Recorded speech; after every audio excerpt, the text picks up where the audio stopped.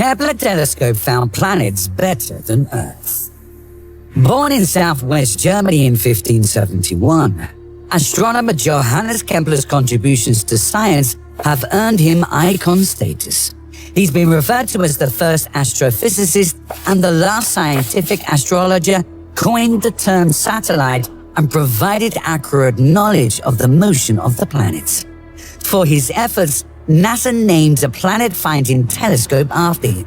The Kepler telescope was launched on March 7, 2009, with the goal of discovering Earth-sized planets orbiting other stars. Air engine chamber pressures are building. Ground solid motors are building. Until it was decommissioned on November 18, 2018, it observed 530,506 stars, confirmed 2,800 exoplanets, and introduced several thousand more potential exoplanets that have yet to be confirmed.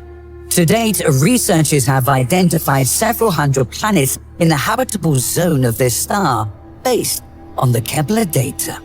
It's provided the most eye-opening experiences we've ever seen. What if there are planets better suited for life than Earth? The habitable zone. What is a habitable zone? NASA defines a habitable zone as a distance from a star in which liquid water could exist on orbiting planet surfaces. Habitable zones are also known as Goldilocks zones, where conditions might be just right, neither too hot nor too cold for life. Life on other planets may not be lifelike on Earth at all, but if we search for something familiar to us, it should be easier to find.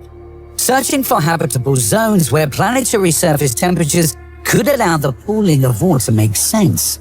Some planets have piqued the interest of scientists more than others.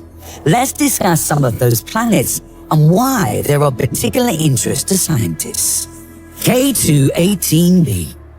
8 times the mass of Earth, K2-18b, or EPIC 2019-12552b, is an exoplanet orbiting the red dwarf star K2-18.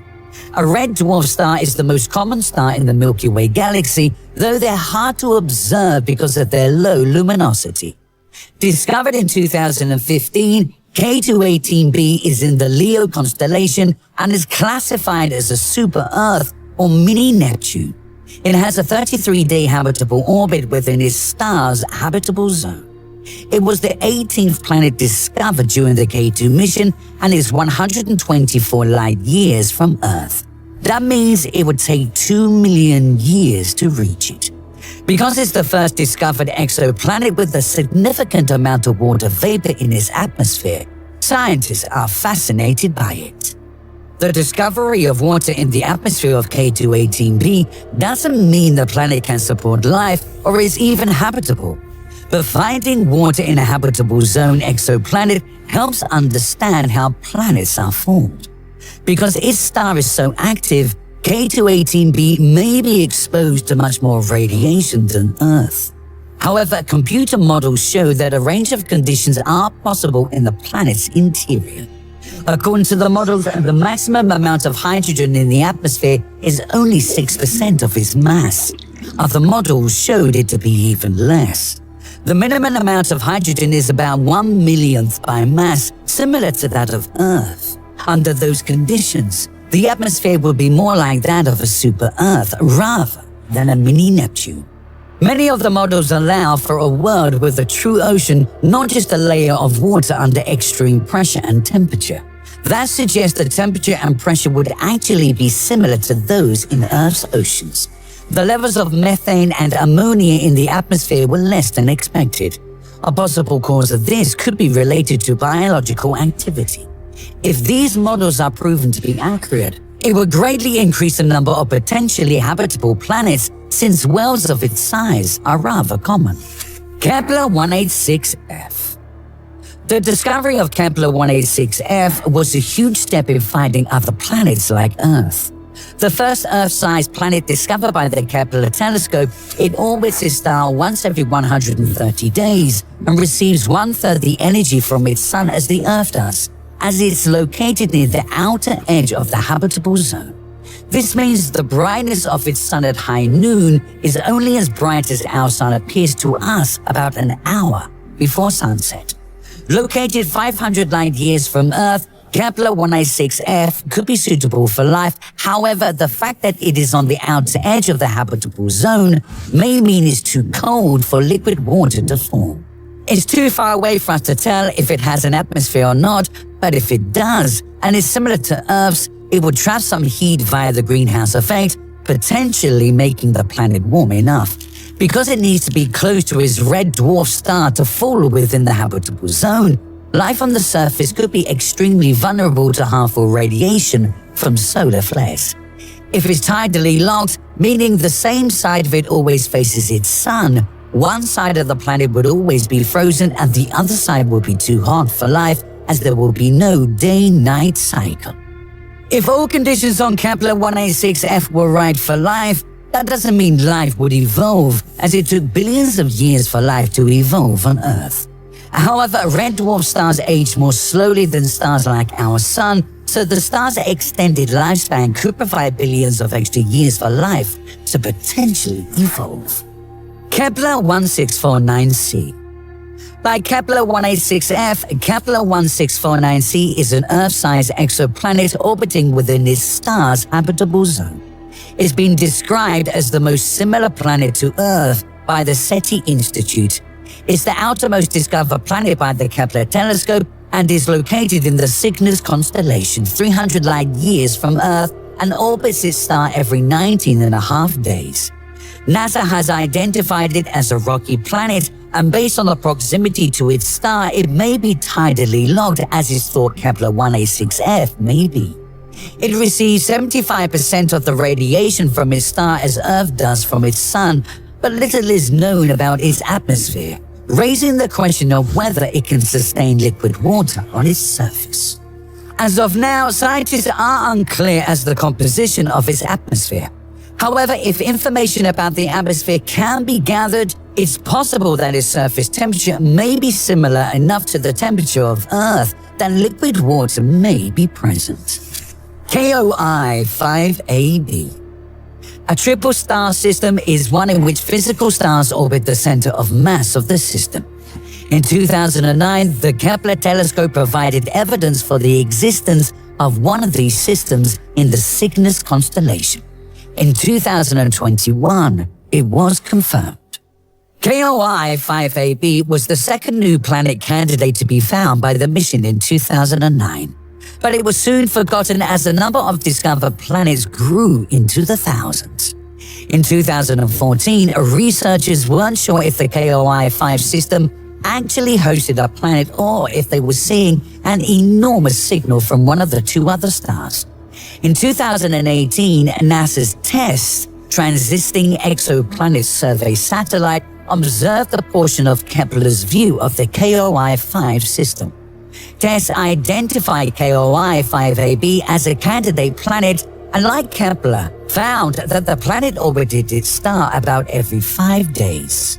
It was still unconfirmed as a real planet until combined data from space and ground-based telescopes helped confirm that KOI 5AB is indeed a planet. KOI 5AB is approximately 1/2 the mass of Saturn and orbits star A with a relatively close companion, star B. Stars A and B orbit each other every 30 years. A third gravitational-bound star, star C, orbits stars A and B every 400 years. What researchers find most fascinating about KOI 5AB is that the planet orbiting the primary star is not in the same orbit plane as the two stars. The outer star is too far away to really know what its orbit is doing. The planet is a gas giant in a 5-day orbit and couldn't have formed there. According to researchers, it would have had to form further out and then migrate in, and therefore it may provide insight as to how systems may form and evolve. KOI 571501. Discovered KOI 571501 has 3 of the critical components necessary for sustaining life, making it possibly much more comfortable for life than our home planet. Unfortunately, it's 2,960 light-years away. It exists within the Goldilocks zone of its star, suggesting liquid water could exist on its surface. is about double the Earth's size. That's important in helping the planet retain heat. A 5-degree bump in average temperature could mean an even richer biosphere than that of Earth. Though studies suggest the temperature may be colder than that on Earth, we won't know more about that until more information is collected about the atmosphere.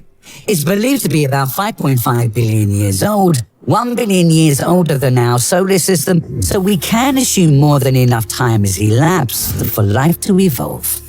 Kepler 69c.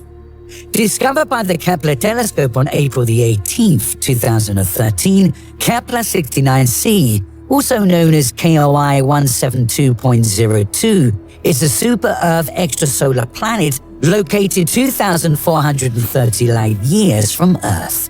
It orbits its star every 242 days, similar to the orbital period of Venus, and has a mass twice that of Earth. Early data suggested it could be habitable, but further analysis showed that it resides outside of the inner edge of the habitable zone. That means temperatures are likely similar to those of Venus, far too hot to sustain life. There is some pushback to that analysis, and the idea that it's inhabitable is debated by some. Kepler 1126b. Kepler 1126b is a super-Earth exoplanet that orbits a G-type star found in the Lyra constellation. A G-type star is a rare class of star in the Milky Way galaxy, accounting for only 7 or 8% of all stars. Earth's Sun is an example of a G-type star. Data on this planet was released in 2016, revealing it's almost 4 times the Earth's size, orbits its sun every 108 days, and is 2,073 light-years away. Earth is 2.5 times further from the Sun than Kepler 1126b is from its star. Because its orbit is cooler than ours, the habitable zone would likely exist in a closer range than that of Earth to the Sun. Though that might be a bit close for comfort if you're worried about solar flares. Let us know what you think of the idea of these super planets in the comments below, and don't forget to like and subscribe for more videos. Thanks for watching, and we will see you in the next one.